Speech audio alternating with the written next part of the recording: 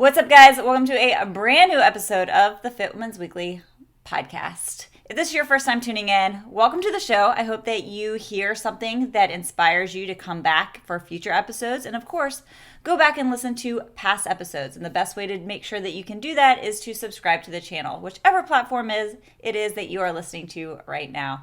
And let me just reiterate the fact that I am loving that I finally figured out, after all these years of podcasting, how to log into my Spotify account and to be able to respond to your comments and questions there. So if you're watching this on YouTube or on Spotify, comment down below if you have any questions that you'd like answered in future episodes, because that's what we're going to do today, is continue to answer the questions you have sent in. And if you are not, you can always hit me up over on Instagram at Kindal Boyle Fitness, or email me, kindle@fitwomensweekly.com. So let's just go ahead and get started. I love the questions that I received today. We're going to answer the question, are you capable of losing weight without going into a cut?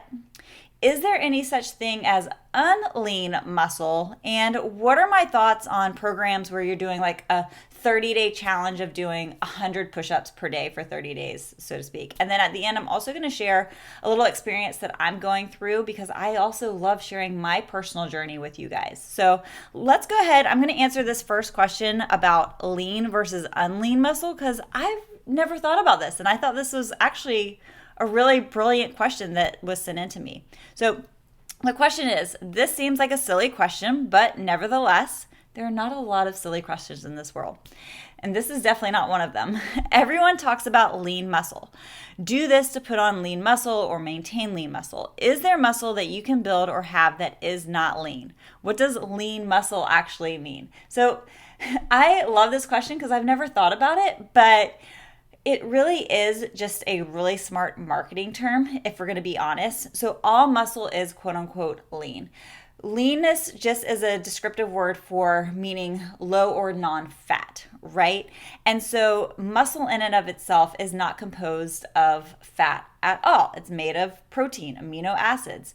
And so the idea that muscle can be lean or unlean is false. It's strictly a marketing term. It's actually an oxymoron because it is already very lean. I think where this came from is this idea that anytime we say like building or adding in terms of marketing is sometimes a scary thing, right? No, you don't want to add weight. For most women, right? You don't want to add on weight of any sort or add on more mass. So the way to make it a little bit more friendly for people to get started was to say, hey, here's a way to add lean muscle so that you look toner. And most of the time when we're talking about lean muscle, we're talking about adding muscle without adding on body fat as well. However, even that's not necessarily true, because if you are going into a bulking phase where you are adding muscle mass, when you are in a bulk, you have to also increase a surplus of calories, about 200 to 500 extra calories per day, in order to help give yourself the building blocks to really add on a lot of muscle. And when you do that, you are naturally also going to put on a little bit of body fat along the way. But for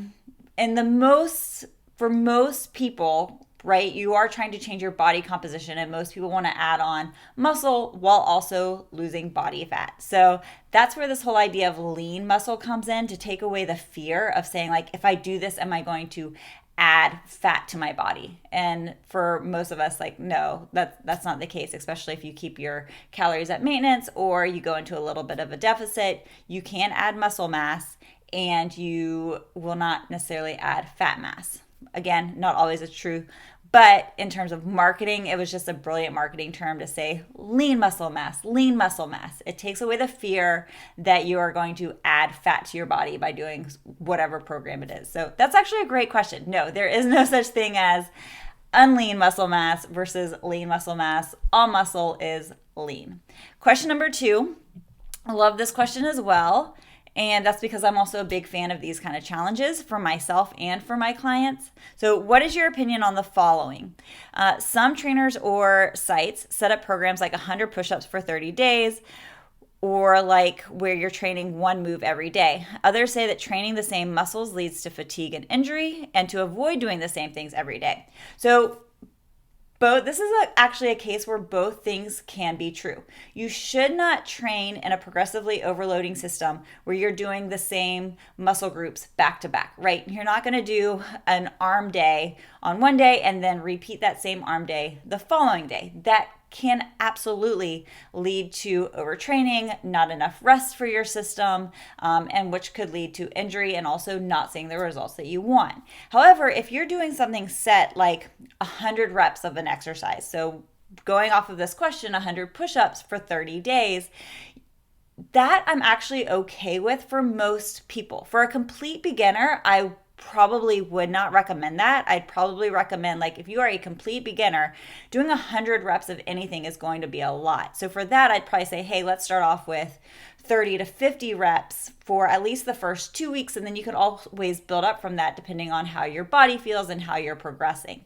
But for an intermediate to advanced person coming in, which I think that most listeners of the Fit Women's Weekly podcast, that's where you are, I see nothing wrong with doing some sort of challenge like this where you're doing 100 push-ups every day, because you're not progressively overloading your system. You're not making it harder from one workout to the next, right? Your body is going to adapt, and so what is really hard on day one, if you repeat that every day, by day 5, it's not going to be as challenging. Your body's going to adapt to it. Now, you can still get great benefits.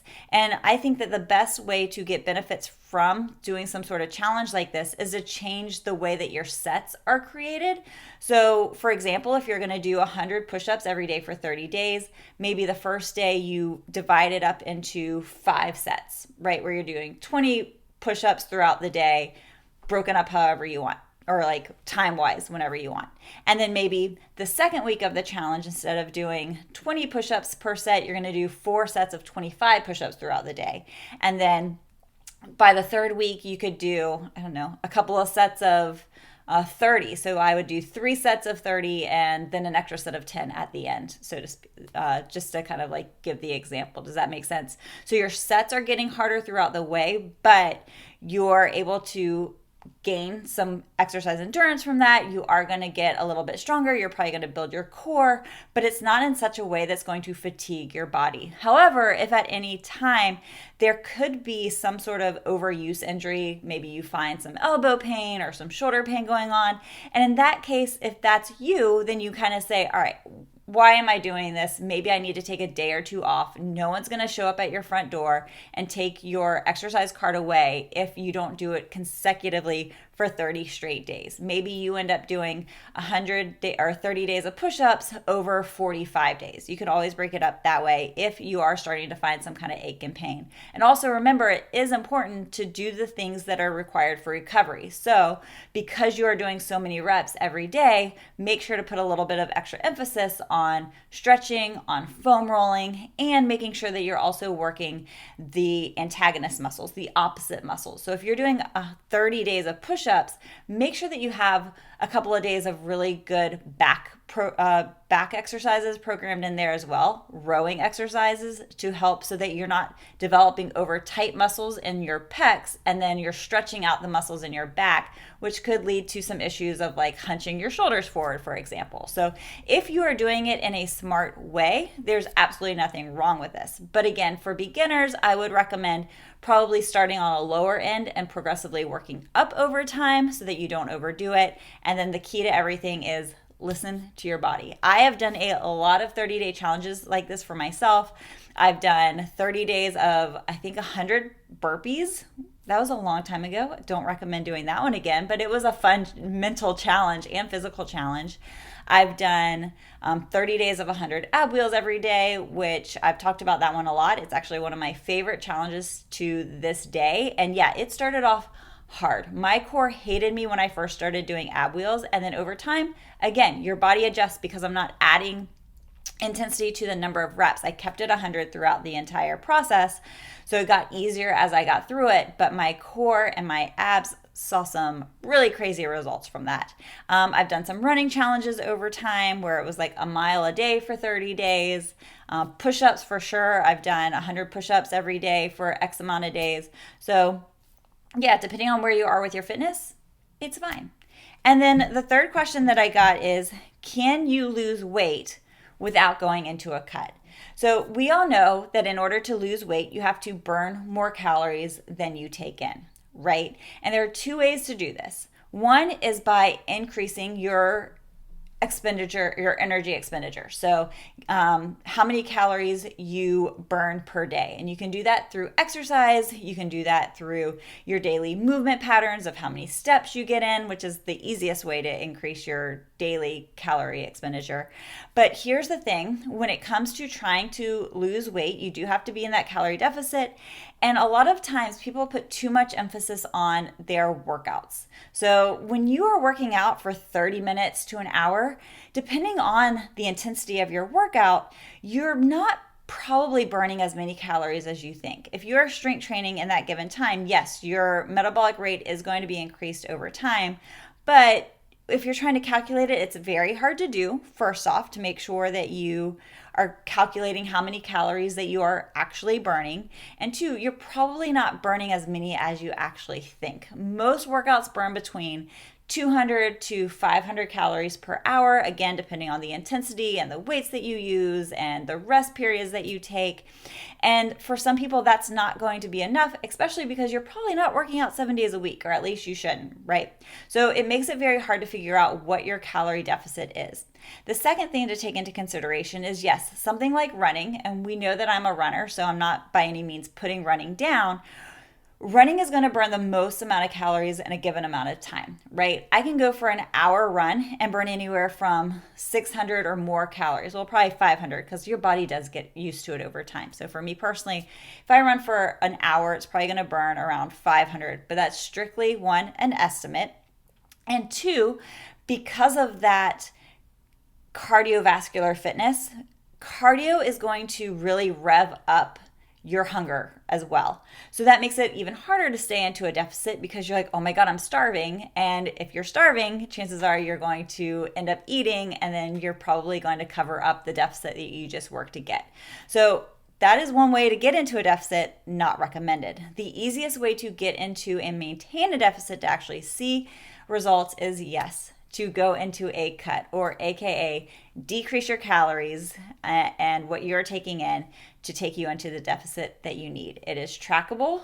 It is capable of playing around with your macros so that you make sure that, yes, even though you're going into a caloric deficit, let's make sure that your protein and your fat is up on the higher end so it's going to keep you fuller longer. Sure, you can go into a calorie deficit eating 1,500 calories. You can make all 1,500 calories carbs, or you can make that 1,500 calories and divide it up into the 3 macros, calories, carbs, and protein. And the calories, carbs, and protein emphasis is going to make being in that deficit not so miserable. It's also going to make sure that you have good control of your hormones, which can really get messed up if you're in a big calorie deficit. Whereas if you're just in an unbalanced macro state and a lot of your calories, let's say, are coming from carbohydrates, carbohydrates are broken down very quick. And that means that you are going to be hungry very fast. And so when you're in a deficit, you're going to be miserable, right? Your body's already not happy that it's in a deficit. So we need to play around with it as much as we can to make it at least where it is manageable so that you can maintain it long enough to get the results that you want and not find yourself binging or overeating or starving at nighttime, which makes you want to give up sooner than later. And that's why a lot of people end up failing when they are trying to lose weight. So can you lose weight without a cut? Technically, yes, but it is very hard to do, right? No one wants to be exercising for the amount that they need to exercise. And again, it's going to rev up your appetite more than you want it to. So I would not recommend it. So there you have it. Those are the main 3 questions that I got this week. But if you have anything else that you would like to add or that you want covered next week, you guys let me know. I love talking to you guys and answering the questions that you want to hear. So to end, I used to do at the beginning of the show, I would share a little bit about my own personal journey of life and fitness and whatever the case may be. I'm going to start doing it at the end just because I feel like this might be like a good little closeout, right, for the things that we talk about. This is like our circle time, our girl time. And I want to share with you guys something that happened just the other night. If you've been a longtime listener of the show, a couple of years ago, I did a little challenge of doing the carnivore diet. I like to play around with nutrition so that when clients ask certain things, I can say, well, here's why I recommend it based on science, and here's why I recommend it also based on what I felt. Like I can just, it makes me be able to empathize a little bit more with my clients. So I did do the carnivore diet for a couple of months, and the reason that I stopped was because I actually felt great. I had some great results with how my body looked, but I started to have these crazy nightmares, like night terrors, sleep paralysis kind of things. And once I was like, you know what, this is the only thing I've changed. Let me start adding in a little bit more veg, some more fiber. They immediately went away, and I have not had another one until this past weekend. Y'all, if you have ever, and the reason I'm sharing this is because I would love to hear your feedback. I haven't had a chance to really dive into what could be causing this particular situation, but I'd love to hear your thoughts. Or if you are somebody who also experiences these things, let me know. I'd love to connect, because I do kind of feel so alone when I talk to my friends. They just kind of think that I'm crazy. So I have these sleep episodes where they are these super realistic, nightmarish dreams, almost demonic, and there's very, very realistic. And I wake up screaming, jumping up from my sleep. Dan, of course, wakes up. He has to help calm me down, but they're so realistic that I can't sleep for the rest of the night. It's very, very hard to fall back asleep. And then even throughout the day, they keep running through my head. So they really hit hard, and I hate it. And so for the past 2 weeks, I've had just very vivid dreams of good dreams and nightmares, but not any of these insane nightmares, a normal level of nightmare. And then this past weekend, well, not past weekend, was it Sunday? Yeah, Sunday, I had my first big night terror again. Or I don't know if it's I don't want to say it's a night terror from based on what I hear. I think it's more sleep paralysis, where I feel like I'm not going to go into, they're so scary that I don't like to share them out loud, because I don't want to scare people listening. But basically somebody or something jumps on top of me and holds me down, and it's very devilish and very, very scary. And so that's the thing that makes me jump up out of the dream. So let me know if you have any tips or what helps you. A couple of things, and I'll share what I have read that I am kind of going to research a little bit more of. Was I found one thing that says that sleeping on your back could impact it, so that you should not sleep on your back. And I have learned I am normally a side sleeper or a stomach sleeper, and all the experiences when I have these dreams, I guess I do find myself on my back, because again, I'm able to jump up out of bed. So I am definitely more aware of not sleeping on my back, which also affects my sleep, because during the night I'm like, don't roll over. The other thing, somebody actually messaged me on TikTok saying a kidney cleanse, which sounds a little woo-woo. I will do research. I'm not necessarily a fan on that. I'm not a fan on organ cleanses, because that's what your body should be doing naturally. But I'm assuming if they're trying to say some kind of kidney cleanse, maybe there's some kind of vitamin or supplement that can kind of help with that. Again, I'll do more research. And then somebody just said stress. And I'm like, yeah, well, no duh. I'm working on that. But I really haven't been more stressed out than normal. Not a normal level of stressness. So let me know if anybody out there can relate to me. It sucks. And then the very, very last thing that we can talk about real fast is how freaking amazing Ignite 30 has been. I have shared this in the past couple of episodes, and I will continue to share it, because I don't run ads here, but I am going to support my own business and share with you guys what's going on. Ignite 30 is my 30-day training program. It is run through the Ignite 30 app, where you log in. There is no guessing, especially at this time of year. Life is busy. The last thing that you want to do is try to plan your workouts, to try to plan an actual program out, but you also shouldn't be wasting your time going through YouTube trying to find a workout, or scanning through social media trying to find something that works. Random workouts leads to negative results. And so with Ignite 30, every day you log in, the workout is planned, whether it is a 60-minute workout or a backup plan, because I'm a big believer that workouts should fit your life. And so that means if you can do the planned workout for the day, awesome. That's what you should be doing. But on those days where life is just a little bit too much, a little bit too chaotic, we all know that's going to happen with the holiday season, you have a backup plan. And sometimes it's a 30-minute workout, sometimes it's even 15 minutes, because something is better than nothing to help keep you consistent along the way. And then I've also created coaching videos, which I really haven't talked too much about with you guys with these, for just Ignite 30. I have laid out weekly coaching videos to help with mindset, to help with exercise form, to help with your nutrition. We talk about protein, we talk about fiber, we talk about cravings and how to control them. I talk about what is actually necessary to lead a fit life. What does that look like? What kind of steps should you be getting from one day to the next? What should balanced nutrition look like when it goes to eating out with friends and family and making everything work to your benefit without feeling bogged down by fitness and trying to live the ultimate fitness lifestyle. And so I'd love for you to give it a shot. And it actually is the perfect time right now, even though I always say, there's no better time than the present. Why wait for a Monday? Why wait for the first? But I also know, and I can relate, that I enjoy starting things on a Monday. I enjoy starting things at a new month or at the start of the year. And so November 1st is about to roll up. And guess what, y'all? November has 30 days. Ignite 30 is 30 days.